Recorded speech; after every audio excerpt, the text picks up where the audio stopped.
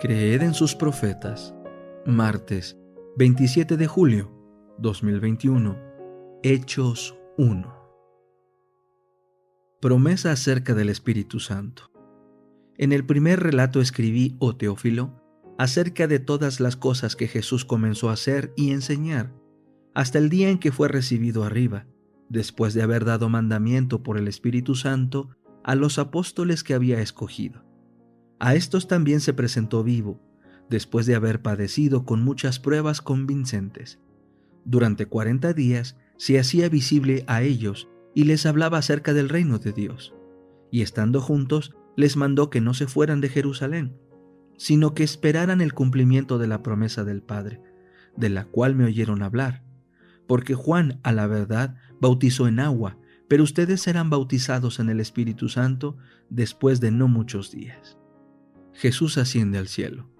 Por tanto, los que estaban reunidos le preguntaban diciendo: Señor, ¿restituirás el reino a Israel en este tiempo? Él les respondió: A ustedes no les toca saber ni los tiempos ni las ocasiones que el Padre dispuso por su propia autoridad, pero recibirán poder cuando el Espíritu Santo haya venido sobre ustedes, y me serán testigos en Jerusalén, en toda Judea, en Samaria y hasta lo último de la tierra.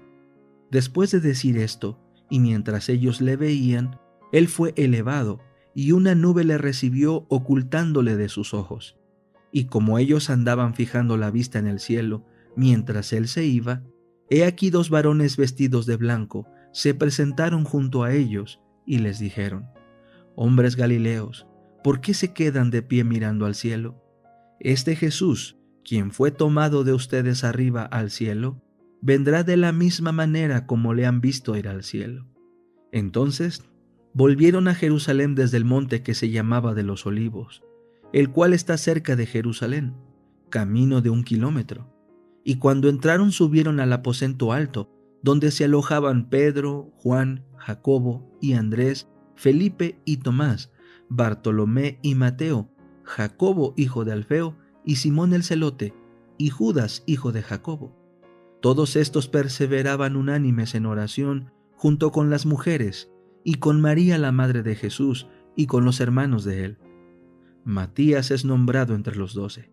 En aquellos días se levantó Pedro en medio de los hermanos, que reunidos eran como 120 personas, y dijo: Hermanos, era necesario que se cumplieran las Escrituras, en las cuales el Espíritu Santo habló de antemano por boca de David acerca de Judas, que fue guía de los que prendieron a Jesús, porque era contado con nosotros y tuvo parte en este ministerio.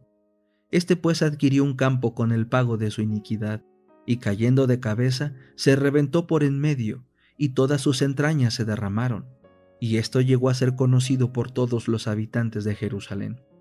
De tal manera que aquel campo fue llamado en su lengua Acéldama, que quiere decir campo de sangre. Porque está escrito en el libro de los Salmos: sea hecha desierta su morada, y no haya quien habite en ella, y otro ocupe su cargo. Por tanto, de estos hombres que han estado junto con nosotros todo el tiempo que el Señor Jesús entraba y salía entre nosotros, comenzando desde el bautismo de Juan hasta el día en que fue tomado de nosotros y recibido arriba, es preciso que uno sea con nosotros testigo de su resurrección. Propusieron a 2, a José, que era llamado Barsabás, el cual tenía por sobrenombre Justo, y a Matías. Entonces, orando, dijeron: Tú, Señor, que conoces el corazón de todos, muestra de estos 2 cuál has escogido para tomar el lugar de este ministerio y apostolado, del cual Judas se extravió para irse a su propio lugar.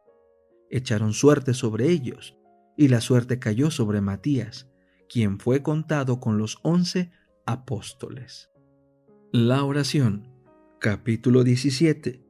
La oración en el círculo del hogar. No conozco nada que me cause mayor tristeza que un hogar donde no se ora. No me siento segura en una casa tal por una sola noche, y si no fuera por la esperanza de ayudar a los padres para que comprendan su necesidad y su triste descuido, no me quedaría. Los hijos muestran el resultado de ese descuido, pues el temor de Dios no está delante de ellos. Si hubo un tiempo en el que cada casa debería ser una casa de oración, es ahora. La oración familiar nos lleva a la misma presencia de Dios y nos fortalece. La oración, ya se eleve en público, ya se ofrezca sobre el altar de la familia o en secreto, coloca al hombre directamente en presencia de Dios. Mediante la oración constante, los jóvenes pueden adquirir principios tan firmes que ni siquiera las tentaciones más arrolladoras los aparten de su fidelidad hacia Dios. Deberíamos orar a Dios mucho más de lo que lo hacemos. Hay gran fortaleza y bendición al orar juntos en familia, con nuestros hijos y para ellos. Cuando mis hijos han cometido errores y he hablado con ellos bondadosamente, y luego he orado con ellos, nunca he encontrado la necesidad de castigarlos después. Su corazón se conmovía de ternura delante del Espíritu Santo, que venía en respuesta a la oración. El lenguaje sencillo es el más apropiado para la oración. El lenguaje grandilocuente no es apropiado en la oración, ya sea la petición hecha en el púlpito, en el círculo de la familia o en secreto. Especialmente aquel que ora en público debe emplear un lenguaje sencillo, a fin de que otros puedan entender lo que dice y unirse a la petición. Es la sentida oración de fe la que es oída en el cielo y contestada en la tierra. Enséñese a los niños a respetar la hora de oración. Debéis enseñar a vuestros hijos a ser bondadosos, serviciales, accesibles a las súplicas y, sobre todo lo demás, respetuosos de las cosas religiosas, y deben sentir la importancia de los requerimientos de Dios. Se les debe enseñar a respetar la hora de la oración.